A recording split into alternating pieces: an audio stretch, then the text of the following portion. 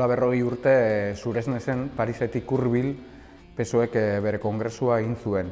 Eta kongresu horretan erabaki zuten nola norabide estrategiko aldaketa osoa egin behar zuten. Eta hortarako gainera beraien gidari berriak aukeratu zituzten, Felipe González eta Alfonso Guerra hain zuzen ere. Garai hartan ere alderdi komunista bazetorren eta mobilizazio garai batetik, non Junta Demokratika antolatu zuen eta horren bitartez mobilizazioak zabaldu zituen Espainiar estatu osotik, oso egitura politiko klandestino aktiboa zeukan garai hartan, baina pixkanaka ere testuinguru horretan alderdi komunistak utzi zion mobilizazioak pixkanaka antolatzeari eta horrekin batera ere bere eledunak utzi zioten erregea kritikatzeari eta handik ere 2 urtetara Ameriketako estatu batuetara egindako bidaia batean Santiago Carrillok marxismo-leninismoari uko egin zion, simbolismo osoz.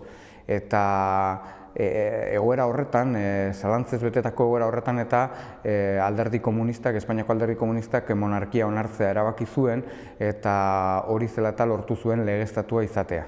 Hori guztia gertatzen ari zen estatuan, eta nolabait ezkerrean eta zeuden indarrak eta beraien erabakiak hartzen ari ziren. Eta bai PSOEk, bai alderdi komunistak erabaki zuten Francoren erregimenaren erreforma horretan parte hartzea. Eta hori dela eta zutabe nagusitako bat osatu zen horretan. Hemen Euskal Herrian eta gauzak desberdinak izan ziren, hemen Txibertan izan zen giltza, eta garai hartan nolabait abertzaletasuna ordezka zezaketen indar guztiak bildu ziren. Bildu ziren Telesforo Monzonek eta alkate mugimenduak biltzea lortu zuelako. Eta han egon ziren eta militarra, eta politiko militarra, PNV, EJAS, Laiabai, ESB, ESEI, EKA eta ANV.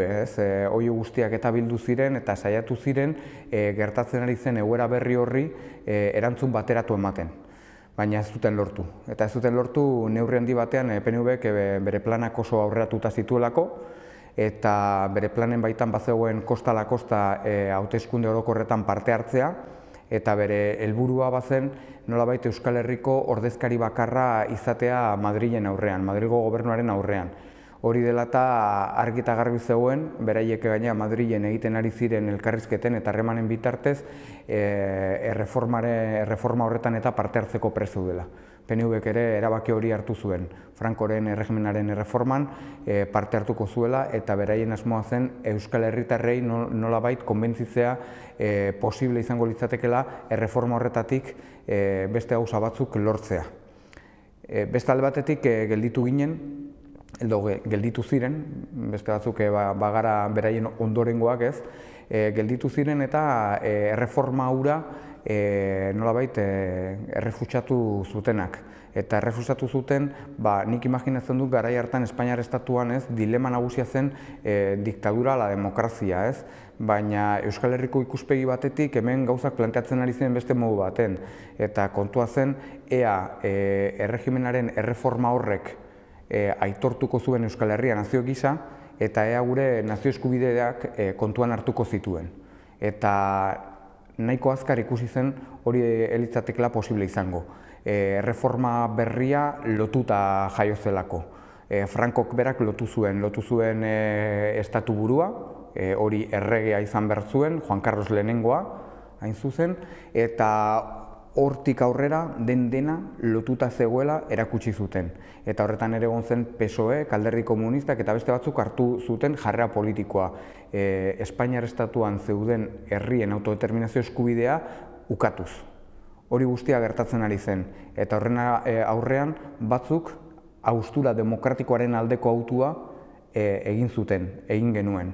Eta nik uste dut 40 urte pasata gero, ia 40 urte pasatu direnean, nik uste dut erabaki hori asmatua izan zela.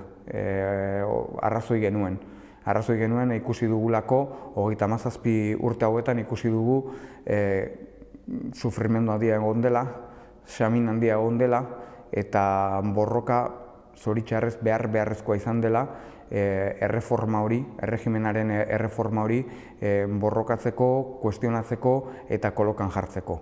Eta gaur egun kolokan dago.